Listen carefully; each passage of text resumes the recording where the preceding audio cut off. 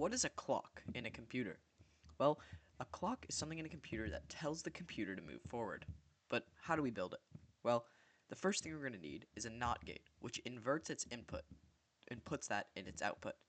Next, we're going to hook up a wire that goes to an output and goes back into itself. However, because there's no electricity on this wire, the NOT gate will invert that and output electricity. However, now its input has electricity, meaning that it wants to invert that and output no electricity.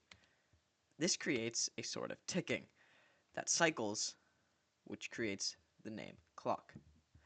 But we can model this using this type of graph, where the higher part of the squarish shape represents on and the lower part represents off.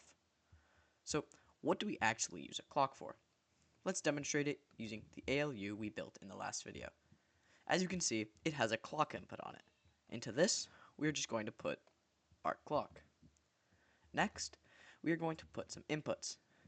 1 0 into input 1, which in decimal is 2, 0 0 into opcode, and 1 1, which is 3, into input 2. Because the opcode is 0 0, the ALU is currently set to add, meaning that it will add input 1 and input 2. But as you've noticed, there's no output yet, and this is because we haven't ticked the clock. Once the clock ticks, however, it will output input 1 plus input 2.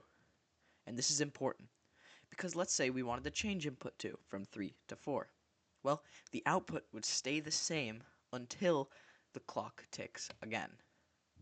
Well, that's all about clocks. Thanks for watching, and I'll see you in the next one.